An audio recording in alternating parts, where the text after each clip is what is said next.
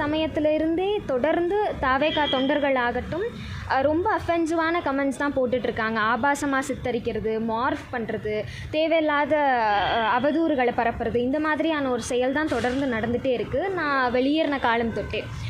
நானும் வந்துட்டு தாவேகா தலைவர் திரு விஜய் அவர்கள் ஏதாவது ஒரு அறிக்கை வாய்மொழியாகவோ இல்லாட்டி வந்துட்டு அறிக்கை எழுத்து வடிவிலையோ கொடுப்பாரு அப்படின்னு நானும் எதிர்பார்த்துட்டே இருந்தேன் இந்த 2 மாத காலமாக.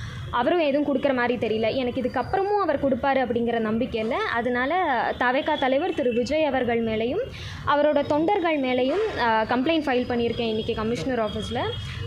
இளம் பெண்கள் அரசியலுக்கு வர்றது அப்படிங்கிறது இப்போ தான் அதிகமாகிட்டுருக்கு.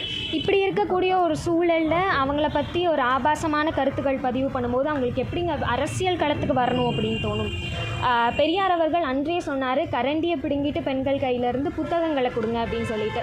இவங்க மறுபடியும் வந்துட்டு கரண்டியை கொடுக்கக்கூடிய ஒரு நிலையை தான் தாவேகா தொண்டர்கள் ஆகட்டும் தாவேகா தலைவர்